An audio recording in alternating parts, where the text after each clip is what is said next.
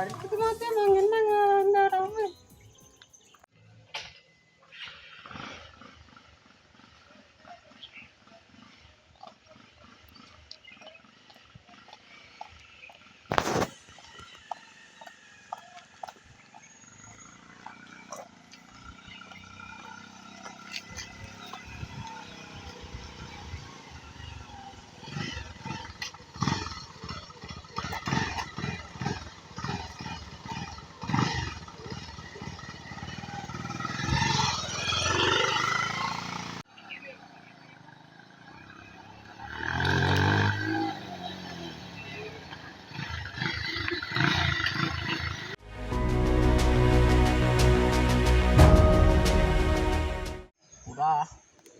කරනකොට පොලිස්මන ගන්න. Police case තියනවා. හරි. ඒින්ද අපි කරන දේවල් කරන්න. ඔබ මගේ අහකට බෑන ඉන්න මං කියන්නේ. හරිද? අපි ජීවත් වෙන්න නම් ඔය වගේ මොනවා හරි ජරා වෙලා කොහොමද ජීවත් වෙන්න ඕන. උඹ හොඳේ කාවා. උඹ මට ගන්නට පස්සේ බෝට්ලේ ගාන හැමදාම ගෙනල්ලා දෙනවා පුළුවන්. උඹ හොඳේ කාවා. මවන්ඩි පොඩ්ඩක් ඉස්සම මම අර පැත්තට ගියන්න. හරි. ගියානේ.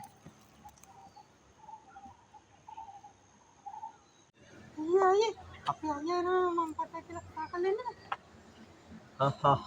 කිල්ල එනවා වෙන. ඩග්ගාලේ නෑ. කවුද වර? ඒ අපි අයියා. මම පස්සේ බලා ගන්නවා ගෑ.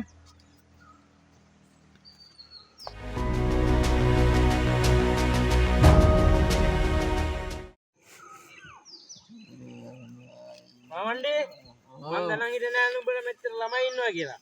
මොකද්ද කොල්ලෝ ඒකේ පුහාරුවේ? අයියකෝ අර කිතාව කෝල් එක ඇවිල්ලා කි සහෝදරයා කියලා කිව්වේ. අපේ කී හරි පුතා මං උඹට කියන්න. ඒ මගේ එකෙක් නෙමෙයි. මට කෙල්ල විතරයි ඉන්නේ කියලා ඔබ දන්නවා. හරි. මම උඹට විස්තරේ කියන්න. දැනනින්කෝ ඉස්සල්ලා. මේමයි පුතේ. මගේ කෙල්ල තමයි ඒ වුණාට ඒ කිර නන්නත්තරේ කොල්ලෝ බං. තේරුම් ගනින් පොඩ්ඩක්. උඹ ඕක සිරා කරන්න එපා. හරි මාමන්ඩි ඔබ දැන් මට මොකද්ද කියන්නේ? කියන්නේ පුතේ උඹට මං ඒක සෙට් කරේ උඹ මට හැමදාම බොන්න දෙනවා කිව්වනේ. ඒ ඉන්න තමයි මං උඹට මගේ කිව දුන්නේ. දැනගන්න ඕනේ ඒක හදාගන්න. ඒක වෙනම කතාවක්. හදන්න බැයි නං මේක අතෑරියත් මට ගමන් නැහැ. ඒක මගේ දුව වුණාට වැඩක් නැහැ කතා කරලා. හරිද? ඒකිට හැමතැනම කොල්ලෝ. ඒ තියක් දෙන්නේ උඹ ඇවිල්ලා මට කිව්වේ බං ඒ කිව්ව ඕනෙමයි කියලා මට බොන්න දෙනවා වගේ වෙන්නයි මං ඒක උඹට තියාගන්නේ.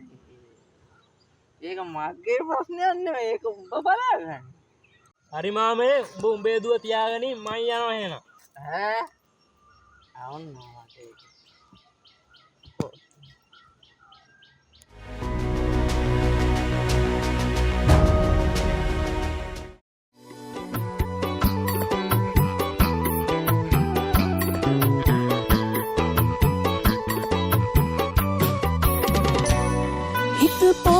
පාර මතක සැරිසරා